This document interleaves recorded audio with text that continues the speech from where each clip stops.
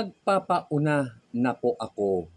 Bato-bato sa langit ang matamaan. Pasensya na po. Guilty yata kayo. Okay? Wow. Usapang baboy tayo ay kanim baboy pala. Pero huwag pagtatawanan kasi real talk po ito. Kahit itanong nyo pa sa kumukuha ng kanin baboy. Una sa lahat, sa mga nagtatapon ng kanin baboy, pakiusap lang.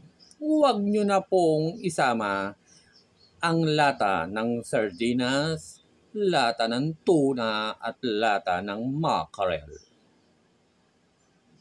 Sa inyo po bang palagay, kinakain ng baboy ang lata ng sardinas?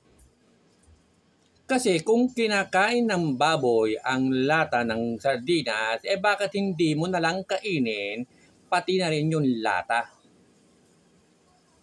Huwag mo nang ibigay sa baboy pa. Common sense naman, may utak ka ba o utak sardinas ka na rin? Pangalawa, kung magtatapon ka ng kanin baboy sa tapunan ng kanin baboy, pakiusap muli. Huwag nyo na pong isamahan pa ng diaper ng baby ninyo. What? Sus, Kinoo. Kapag kinain ng baboy ang diaper, ano kaya ang magiging lasa ng baboy na bibilhin nyo sa palengke? Kadiri kang ina. Hindi mo man lang naisip na posible mo rin kainin ang tinapon mong diaper sa pamamagitan ng baboy. Pangatlo, kung magtatapon ka, ate girl, ng kanin baboy sa tapunan ng kanin baboy, pakiusap naman, huwag mo nang isama ang napkin mong may regla pa. Diyos ko po, mahabaging Panginoon, patawarin ka sana sa kababuyan mo. Oh, no! Baboy na nga ang pagtatapunan mo, binababoy mo pa. Hindi ba man lang ba sumagi sa isip mo sa pamamagitan ng baboy na binili ng nanay mo?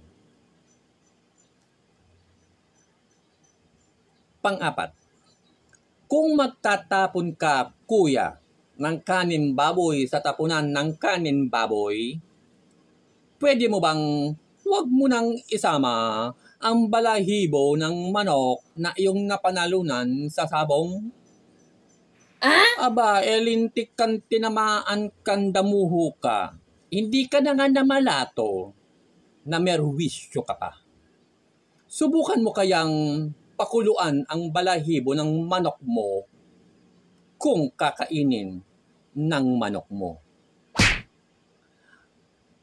At panglima, ate, nanay, pakiusap naman kung kayo magtatapon ng kanin baboy sa tapunan ng kanin baboy, huwag nyo nang isama ang balat ng shampoo.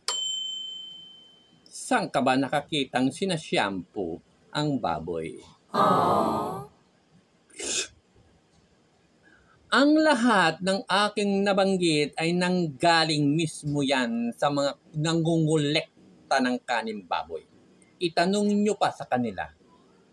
Huwag kayong magagalit o sasama ang loob dahil ang mas may karapatan na magalit at sumama ang loob ay ang mga kumukuha ng kanin baboy dahil sila ang nagsisilbing katuwang natin sa pagre-recycle ng ating mga waste na himbis itapon sa mga drainage o imbornal ay kinokolekta nila para mapakinabangan.